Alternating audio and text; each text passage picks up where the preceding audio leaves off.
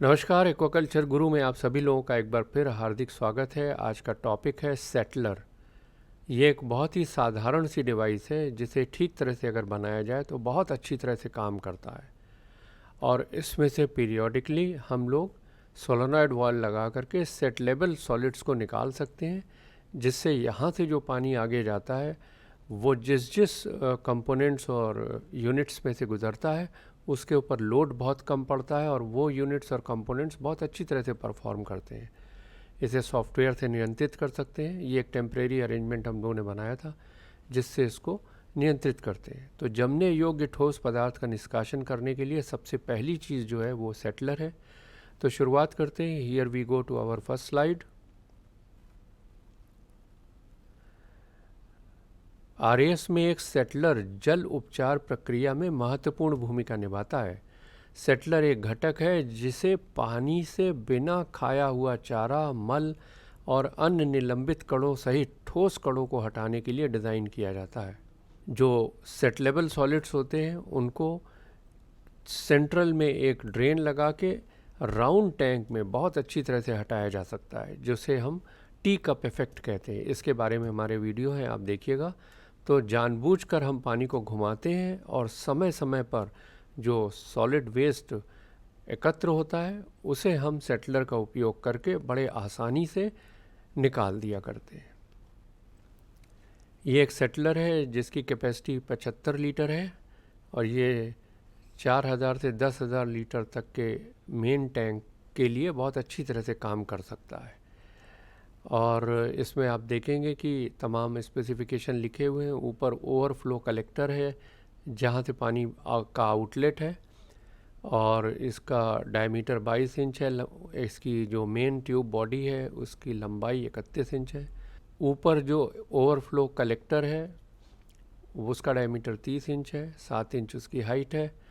और इसमें आप नीचे की तरफ देखेंगे एक ड्रेन लगा हुआ है और साइड में ये इनलेट लगा हुआ है जो एक एंगल पर है, जिसमें से जब पानी अंदर जाता है तो इसको गोल गोल घुमाता है। ये अभी आपको बाद में दिखाते हैं, जिससे वो टी कप इफ़ेक्ट को अंजाम दिया जाता है।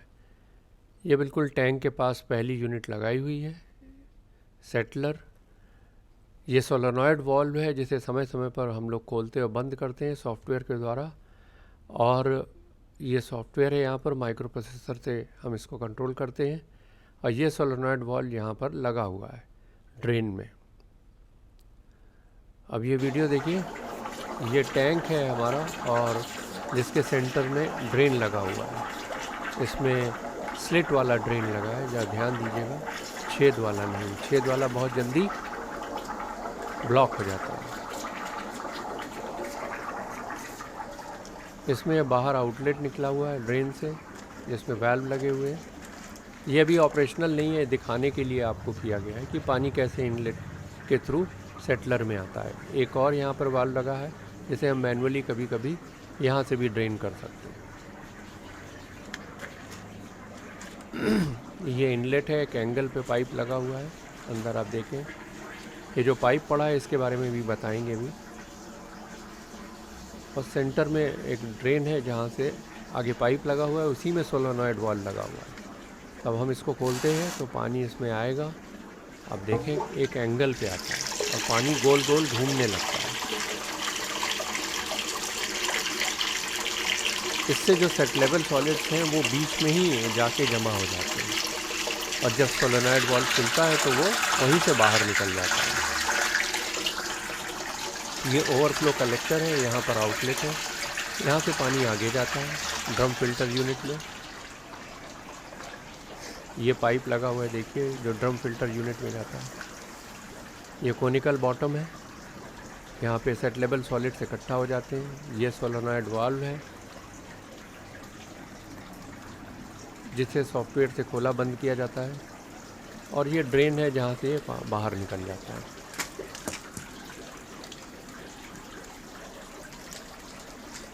तो इस तरह से पूरा अरेंजमेंट बना हुआ है। जब ये सिस्टम चलता है तो बड़े आसानी से इसमें से सॉलिड वेस्ट को हम रिमूव कर देते हैं। साथ में और भी यूनिट्स दिख रही हैं यहाँ, ड्रम फिल्टर, यूवी स्टेरलाइज़र और तमाम चीज़ें जो आगे लगी हुई हैं वो भी आप देखिए। ये जो गोल पाइप अंदर पड़ा हुआ है, इसमें हम लोग पंप फिट करके सेट लेवल सॉलिड्स को बाहर निकालने के लिए और मदद देते हैं। इस पाइप में नीचे छेद हैं, बराबर दूरी पर छेद किए गए हैं, पूरे पाइप के लेंथ में छेद है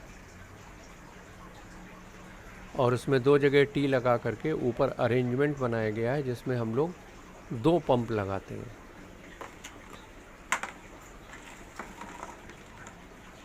ये पंप बहुत ही आसानी से बाज़ार में मिलता है, 200-250 रुपए का है, 220 वोल्ट पे चलता है, एसी है और 18 वाट का है और इसका हेड लगभग 1.6 मीटर है।